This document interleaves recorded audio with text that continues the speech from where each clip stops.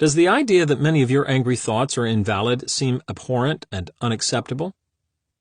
The empathy technique can also be quite useful when the other person's actions appear more obviously and intentionally hurtful. A 28-year-old woman named Melissa sought counseling around the time she was separating from her husband, Howard.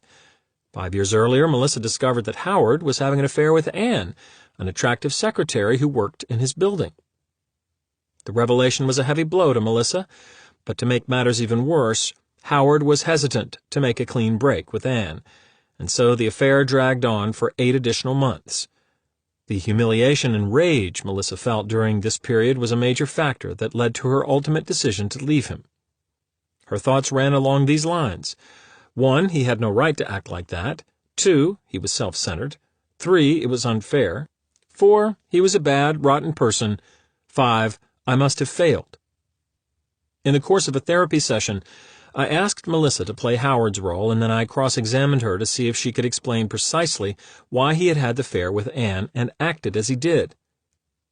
She reported that as the role-playing evolved, she suddenly saw where Howard had been coming from, and at that moment, her anger toward him completely vanished. After the session, she wrote a description of the dramatic disappearance of the anger she had harbored for years. After Howard's affair with Anne presumably ended, he insisted on continuing to see her and was still very much bound up with her. This was painful to me. It made me feel that Howard really didn't respect me and considered himself more important than I was. I felt that if he really did love me, he wouldn't put me through this. How could he continue to see Anne when he knew how miserable it made me feel? I felt really angry at Howard and down on myself. When I tried the empathy approach and played the role of Howard, I saw the whole. I suddenly saw things differently. When I imagined I was Howard, I could see where he was coming from. Putting myself in his place, I saw the problem of loving Melissa, my wife, as well as Anne, my lover. It dawned on me that Howard was really trapped in a can't-win system created by his thoughts and feelings. He loved me, but was desperately attracted to Anne. As much as he wanted to, he couldn't stop seeing her. He felt very guilty and couldn't stop himself. He felt he would lose if he left Anne, and he would lose if he left me. He was unwilling and unable to come to terms with either form of loss, and it was his indecisiveness, rather than any inadequacy on my part, which caused him to be slow in making up his mind. The experience was a revelation for me. I really saw what had happened for the first time. I knew Howard had not done anything deliberately to hurt me, but had been incapable of doing anything other than what he did. I felt good being able to see and understand this. I told Howard when I spoke to him next. We both felt a lot better about this. I also got a really good feeling from the experience with the empathy technique. It was very exciting, more real than what I had seen before. The key to Melissa's anger was her fear of losing self-esteem. Although Howard had indeed acted in a genuinely negative manner, it was the meaning she attached to the experience that caused her sense of grief and rage.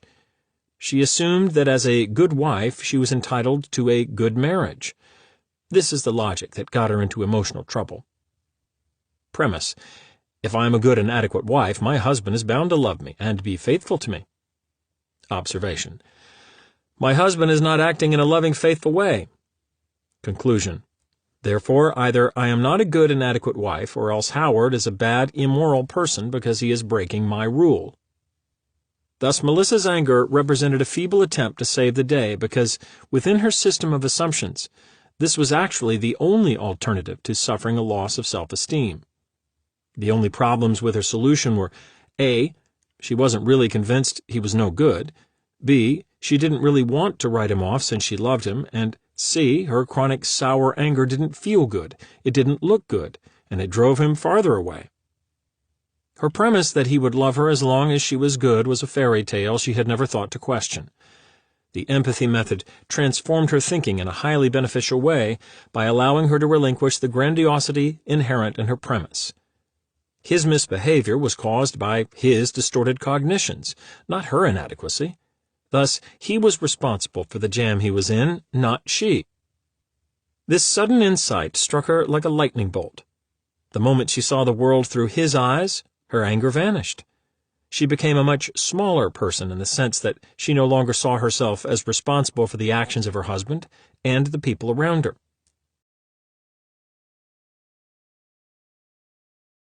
people around her. But at the same time, she experienced a sudden increase in self-esteem.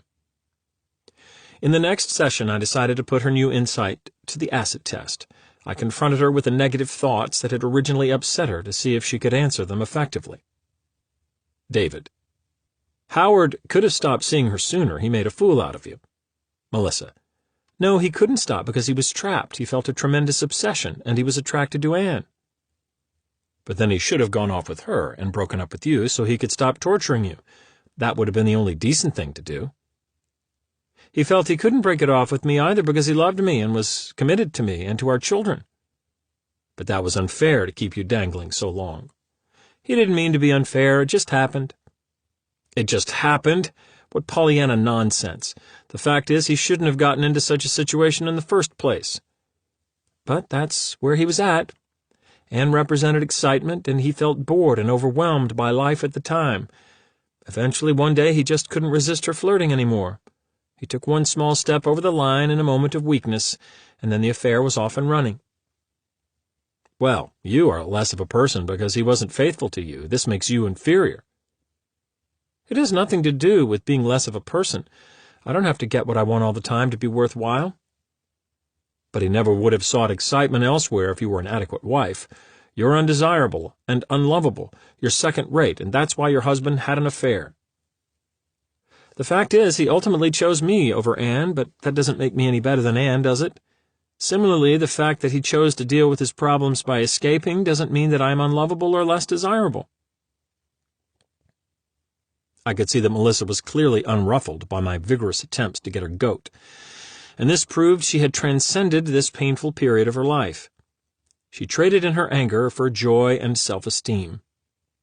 Empathy was the key that freed her from being trapped in hostility, self-doubt, and despair. Putting it all together, cognitive rehearsal. When you get angry, you may feel you react too rapidly to be able to sit down and assess the situation objectively and apply the various techniques described in this chapter. This is one of the characteristics of anger. Unlike depression, which tends to be steady and chronic, anger is much more eruptive and episodic.